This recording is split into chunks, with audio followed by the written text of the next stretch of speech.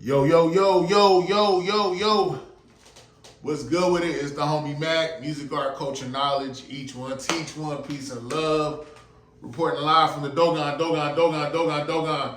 Yeah, this is another quick session of Mac Minutes. Like, share, comment, subscribe, thumbs up, give me the likes, thumbs up, give me the likes. Yeah, so we all know about NIL, name, image, and likeness. We know about the transfer portal. We know how basically college sports, specifically in the context of what I'm talking about, college football, basically is NFL Junior now. It's a business. It's always been a business, but it's more conspicuous. It's ever present. This is a business. I understand that you have your team loyalty.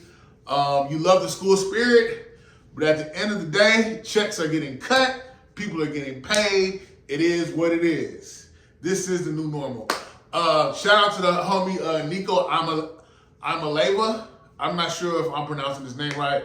The first time I heard about him, they said he was out of California, out of Long Beach. Can't remember the school. I want to say Long Beach Poly, but I'm not sure. No, it wasn't Poly. It was another school. But he's from out of California, Long Beach area. 5-star quarterback. They told me, yeah, man, it's this cold kid. He's a Pacific Islander out of Cali, man. And his name is Nico. Matter of fact, they called him Nico Millionaire. And I'm like, Nico Millionaire? This dude is that cold? Come to find out, he signed with Tennessee. Before he played a snap, before he played a down, University of Tennessee was paying him.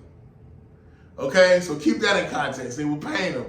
I believe I don't know all the specific figures, but I want to say the way that his contract was drafted out, he was to get paid $2 million a year, and I think it was understood he was going to be there 4 years.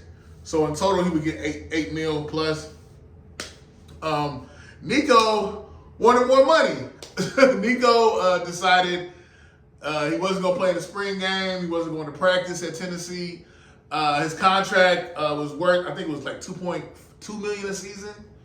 He wanted more bread, bottom line.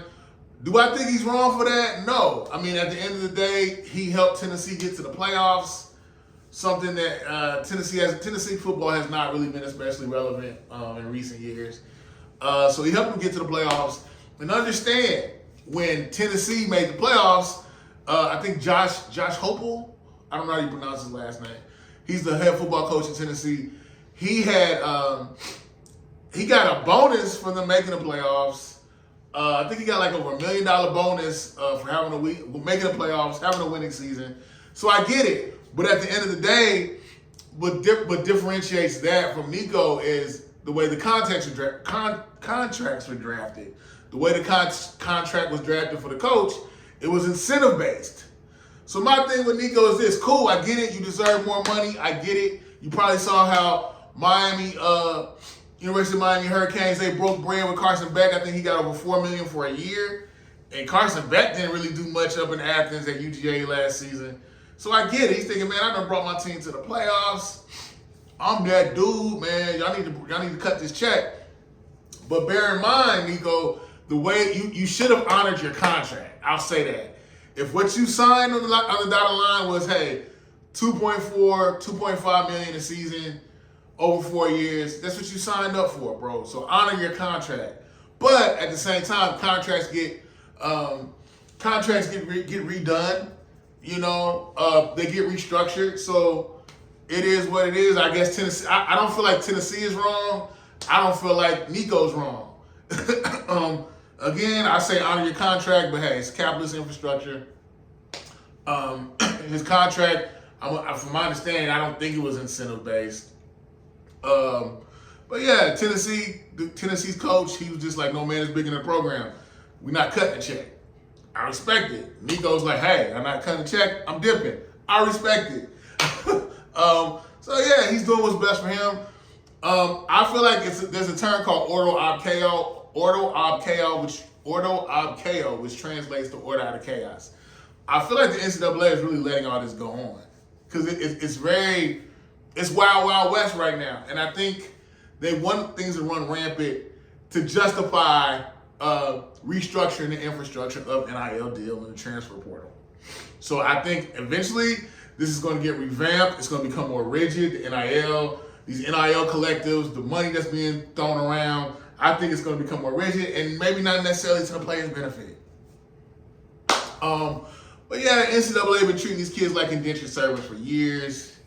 These kids have made a lot of money for these programs. So I'm not mad at them for getting money. Get your bread. But I don't like the way Nico went about it, though. It's kind of like, as somebody who plays sports, I played college ball, you still have, I feel like, an onus into your team and your teammates. You know? You still have that camaraderie. What about the people in the locker room with you? You know? But I get it. It's a business. No shade to Nico. I'm really curious to see where he's going to go, if anybody's going to pick him up. I know he's talented enough. I'm just wondering who's willing to cut the check. We'll see. Dan Lanning actually coached, Dan Lanning, University of Oregon's football coach, he actually called University of Tennessee's coach and said, hey, your boy Nico's out here shopping himself around. Heads up. So Dan Lanning kind of, I guess you could say, snitched. But I guess there's a circle amongst coaches. They have their own codes, so maybe he felt the need, to say something. So that's how Tennessee found out. Their head coach, I call him Josh H. because I don't know how to pronounce his last name. That's how he found out. I just think it's interesting how now that these players are getting money, now there's an issue. Now it's an issue of moral scruples, and the game is no longer sacrosanct.